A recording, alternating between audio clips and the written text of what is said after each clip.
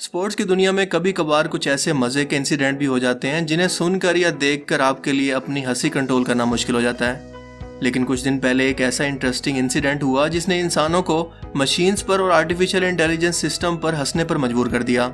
और हुआ दरअसल कुछ यूं कि 24 अक्टूबर के दिन स्कॉटिश चैंपियनशिप के दौरान एक मैच के दौरान जहां पर कोरोना की वजह से फुटबॉल स्टेडियम बिल्कुल खाली थे और ये तमाम के तमाम मैचेस सिर्फ स्पोर्ट्स चैनल के जरिए देखे जा सकते थे।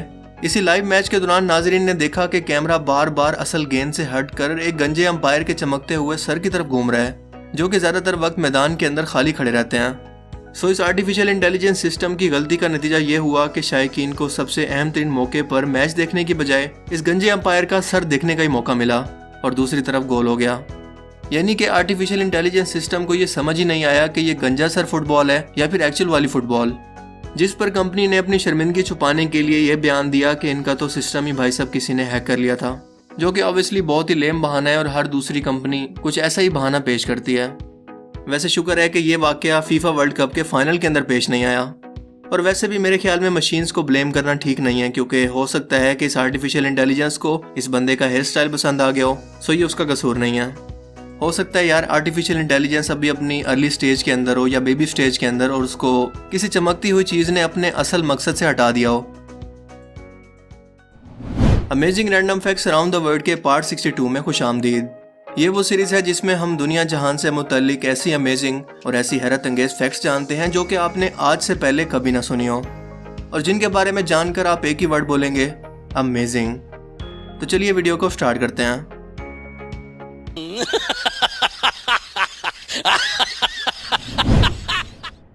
क्या आप जानते हैं कि आज के मौजूदा दौर के अंदर मौजूद डॉग्स यानी कि कुत्ते वो दरअसल भेड़ियों की एवोल्यूशन से गुजरकर तैयार होने वाली एक नस्ल है जिसे इंसानों ने आज से हजारों साल पहले अपने घरों की हिफाजत और शिकार के लिए पालतू जानवर के तौर पर पालना शुरू किया। लेकिन आज भी इनके अंदर अपने आबा व अजदाद यानी कि भेड़ियों की खसूसियात पाई जाती हैं।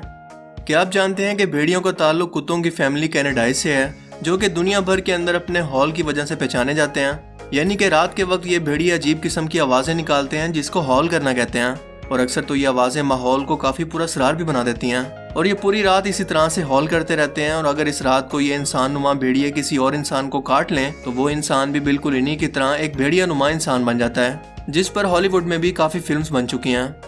आप ये जानकर हैरान होंगे कि भेड़िया एक हफ्ते तक कुछ खाए बगैर जिंदा रह सकते हैं और जब इनको खुराक मिले तो ये एक ही टाइम के अंदर तकरीबन 8 किलोग्राम तक गोश्त आसानी से खा जाते हैं। ये बहुत सारे जानवरों का शिकार करते हैं जिनके अंदर परिंदे, चूहे, खरगोश और हिरण वगैरह शामिल हैं। ये झुंड के अंदर रहने वाला जानवर है और एक झुंड के अंदर तकरीबन 10 से 12 भेड़िए होते हैं। इवन के इनको एक दिन के अंदर तकरीबन 12 मील का सफर तय करते हुए भी देखा गया है, वो भी सिर्फ खुराक की तलाश में। यानी कि रिस्क की तलाश सिर्फ इंसानों के लिए ही मुश्किल नहीं है। इस झुंड के अंदर एक राजा और एक रानी होती हैं और नस्ल बढ़ाने का हक सिर्फ राजा और रानी के पास ही होता है, जिनके बच्चों को तमाम झुंड मिलकर पालता है। एक हालिया रिसर्च के मुताबिक पालतू कुत्ता भी दरअसल एक सुदाया हुआ भेड़िया ही है, जिसे आज से तकरीबन 15,000 साल पहले इंसानों ने भेड़ियों को रखवाली के लिए पालना शुरू किया, जिससे पालतू कुत्तों की नस्ल का जन्म हुआ। इस दौरान सिलेक्टिव ब्रीडिंग के जरिए पालतू कुत्तों की सैकड़ों नस्लें वजूद के अंदर आई, जो कि आज भी देखने में बिल्कुल भेड़ियों जैसी लगती हैं, जैसा कि अल्सेशन कुत्ते की नस्ल, जो कि अपनी आदतों और तौर तरीके से काफी हद तक भेड़ियों से मिलते जुलते हैं। इन 15,000 सालों के मसनूई चुनावों के अंदर जहां इंसान भेड़िए से पालतू कुत्तों की कई नस्लें पैदा करने के अंदर कामयाब हुआ, वहीं ये बात भी देखने में आई कि चाहे कुत्तों से कुत्तों की जितनी मर्जी नस्लें पैदा हो जाएं, वो हमेशा कुत्ता ही रहेगा।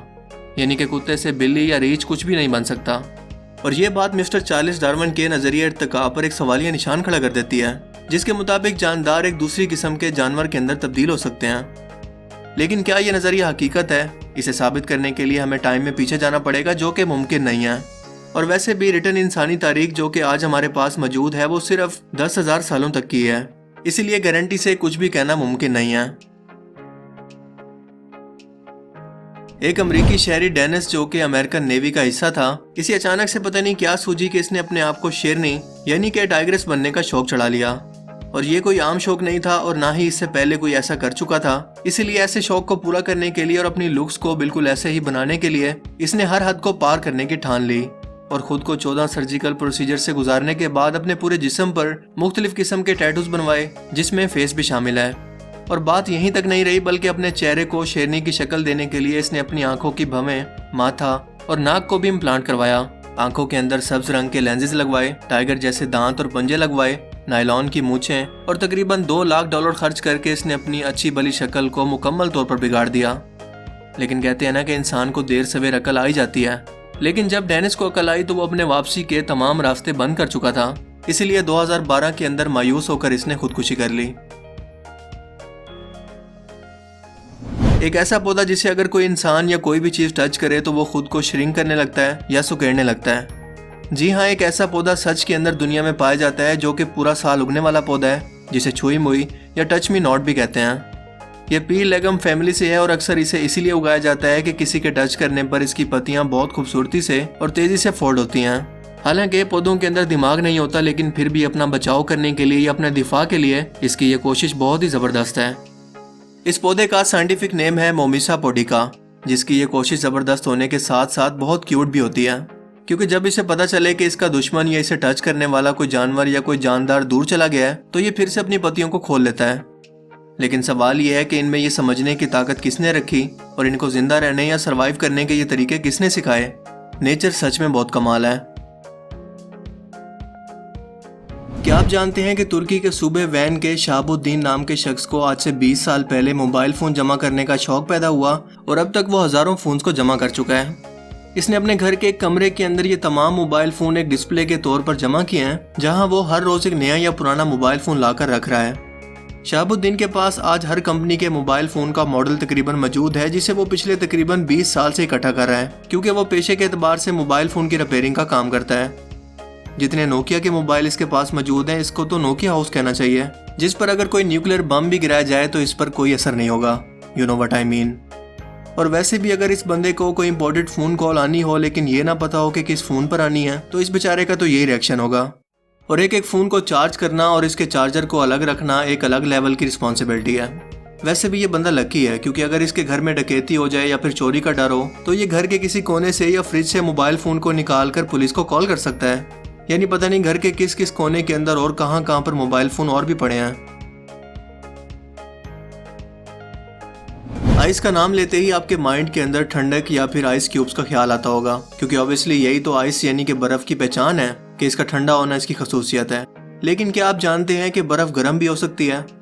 अब आप सोच रहे होंगे कि बर्फ और वो भी गर्म, ऐसा भला कैसे मुमकिन है? तो जनाब, हमारी यूनिवर्स के अंदर वो सब कुछ मुमकिन है जो आप सोच सकते हैं, क्योंकि साइंटिस्ट को हमारी जमीन से 33 लाइट ईयर दूरी के फासले पर एक ऐसा प्लेनेट मिला है जिसका नाम है गैलेस 43b, और इस प्लेनेट पर पाई जाने वाली बर्फ का टेम्परेचर होता है 300 डिग्री सेल्सियस।